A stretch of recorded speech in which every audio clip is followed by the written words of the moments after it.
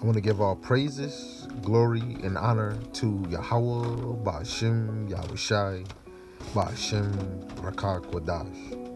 Brakata Yahweh, Brakata Yahushai, Brakata Yahweh, Brakata Yahushai. I want to give a double honors to the elder apostles and the elders of Great Millstone, who rule well and teach well through the Spirit, and a mighty shalom to the hopeful elect that are scattered four corners of the earth, teach this word and believe in this word in the same Spirit, that they all can endure and be sincere. And shalom to the Akwat Yum, that are believers of this faith and this truth, Lord, that they can continue to pursue their lot, which is being a loving and silent and virtuous wife. Lord willing, the Most High have mercy on the other brothers and sisters that's not of faith. Today, we're going to read through Wisdom of Solomon, the 14th chapter. I'm going to read in the KJV, and then I'll read in the NLT, so that it can stick with you. Yahweh Hashem Yahushai is the only one we truly should be believing in. Nothing was before, and nothing shall be after. For the ones that is of the faith, the ones that's coming in the faith, the ones that's growing in the faith, this is for you. For the ones that don't believe, contradict, this is not for you. Let's start with the first precept.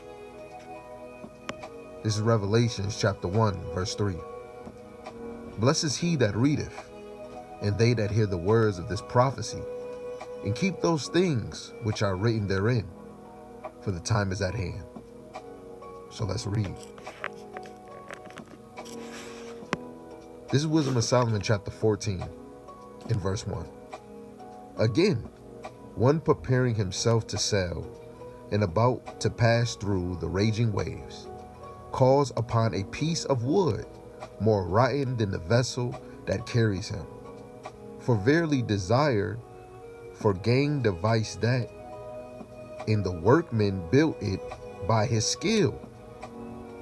But thy providence, O Father, governeth it, for thou hast made a way in the sea and a safe path in the waves, showing that thou canst save from all danger, yea, though a man went to sea without art.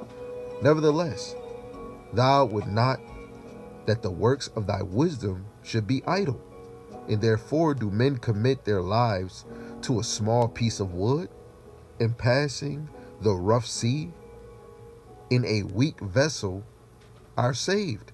For in the old time also, when the proud giants perished, the hope of the world governed by thy hand escaped in a weak vessel, and left to all ages a seed of generation. For blessed is the wood whereby righteousness comes, but that which is made with hands is cured, as well it, as he that made it, he because he made it, and it because being corruptible, it was called God. For the ungodly and his ungodliness are both alike hateful unto God. For that which is made shall be perished together with him that made it. Therefore, even upon the idols of the Gentiles shall there be a visitation, because in the creature of God they are become an abomination and a stumbling blocks to the souls of men, and a snare to the feet of the unwise. For the devising of idols are the beginning of spiritual fornication, in the invention of them the corruption of life. For neither were they from the beginning, neither shall they be forever. For by the vainglory of men they entered into the world, and therefore shall they come surely to an end.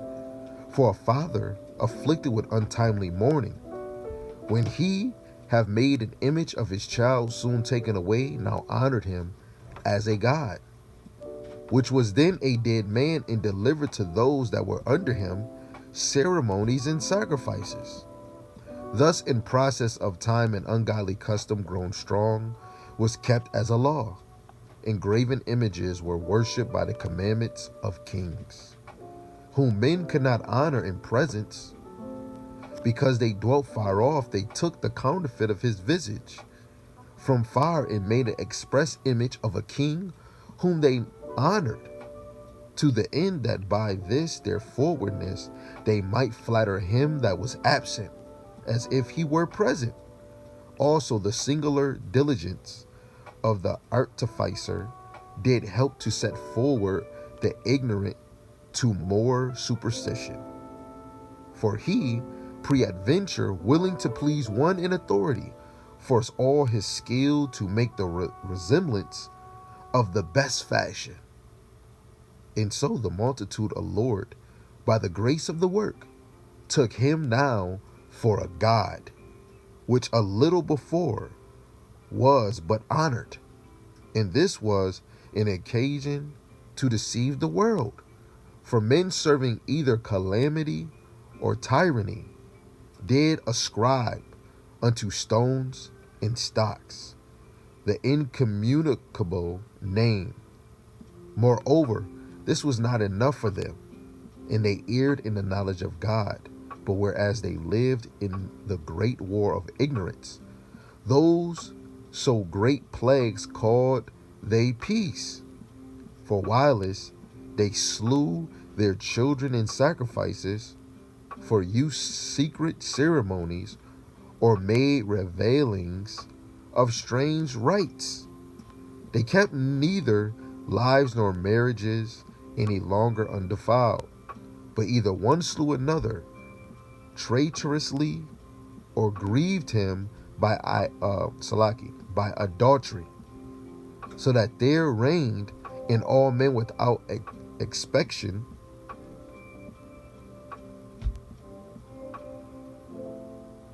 blood,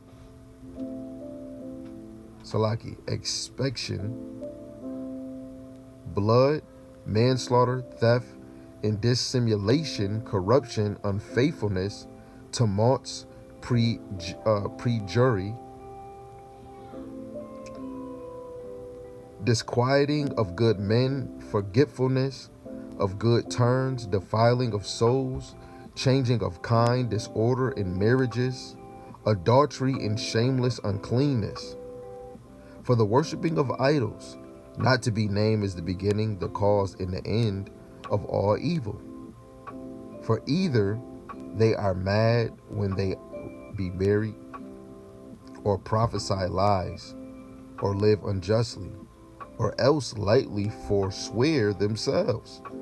For as so much as their trust is in idols, which have no life, though they swear falsely, yet they look not to be hurt. Howbeit, for both causes shall they be justly punished, both because they thought not well of God, giving heed unto idols, and also unjustly swore in deceit, despising holiness. For it is not the power of them by whom they swear, but it is the just vengeance of sinners that punishes always the offense of the ungodly. You could do your own diligent search with these few things that we have underneath each verse. Godly hate, fruit of the tree, spiritual fornication, Caesar Borgia, Christmas, Caesar Borgia again, abortion, trans lifestyles, and cross-dressing. Fruit of the tree. Now we'll read Wisdom of Solomon, chapter 14, in the Good News Translation. At the top, you see wooden idols compared with Noah's wooden boat. And down to verse 12 to 21, you have the origins of idolatry. The 22 all the way down to 31, the results of idolatry. Verse 1. The same way a man getting ready to sail on the raging sea will call for help from a piece of wood that is not as strong as the ship he is about to board. Someone designed the ship out of a desire for profit, and a craftsman built it with skill. But it is your care, O Father, that steers it. You give it a safe path through the waves of the sea. People may go to the sea even if they have no skill, because you can save them from any danger. It is your will that the things you have made by your wisdom should be put to use. And so people can cross the sea in a boat and come safely to land because they trust their lives to that small piece of wood. This was how it was in ancient times. When a proud race of giants was dying away, the hope of the world escaped on such a boat under your guidance and left the world a new generation to carry on the human race. A blessing was on Noah's wooden boat that allowed righteousness to survive. But a curse is on an idol made by human hands. A curse is also on the one who makes it, because he works on this perishable thing and then calls it a god. Ungodly people and these ungodly things they make are equally hated by God, who will punish both the things made and the people who made them. And so God's judgment will fall on pagan idols, because even though they are made from something God created, they became horrible things that trap the souls of foolish people. Sexual immorality began when idols were invented. They have corrupted human life ever since they were first made. Idols have not always existed, nor will they exist forever. It was human pride that brought them into the world, and that is why a quick end has been planned for them. Once there was a father who was overwhelmed with grief at the untimely death of his child. So he made an image of that child who had been suddenly taken from him. He then honored a dead human being as a god and handed a secret rituals and ceremonies to those who were under his authority. As time went on, this ungodly custom became stronger. Finally, it became a law, and idols were being worshipped at the command of powerful rulers. When people live too far away to honor a ruler in his presence, but were eager to pay honor to this absent king, they would imagine what he must look like and would then make a likeness of him. The ambitious artists who made these likenesses caused this worship to spread even among people who did not know the king. An artist might want to please some ruler, and so he would use his skill to make the likeness better looking than the actual person. Then people would be so attracted by the work of art that the one whom they had early honored now became the object of their worship. So all this became a deadly trap, because people who were grieving or under royal authority would take objects of stone or wood and give them the honor reserved for the one God. One thing led to another.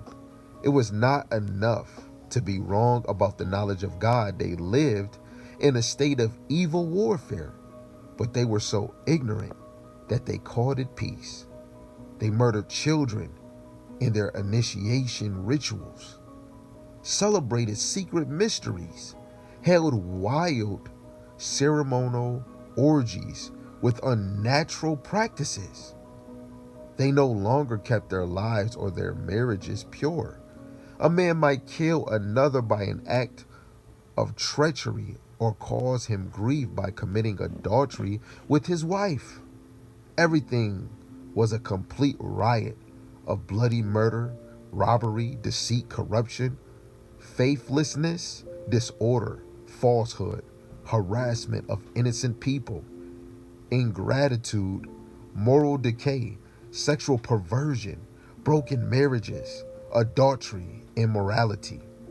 The worship of idols, whose name should never be spoken, is the beginning and the end, the cause and the result of every evil.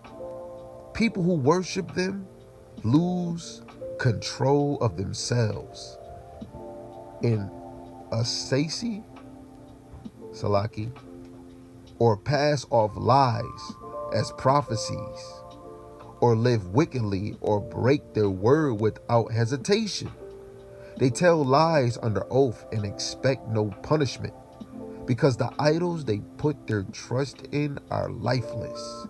But punishment will finally catch up with them for two reasons. First, they were in error about God when they worship idols. And second, they had so little regard for holiness that they made false statements to deceive people. When unrighteous people commit sin, they will be hunted down, not by the power of whatever thing they swear by, but by the punishment that sinners deserve. Revelations chapter 1 verse 3 again. Blessed is he that readeth, and they that hear the words of this prophecy. Keep those things which are written therein, for the time is at hand. The Heavenly Father is the jealous God, and we must take a deep thought on who we truly believe in and who we are supposed to believe in. And there's only one power, one God, Yahweh, Ba'ashem, Yahushai. Shalom. Shalom.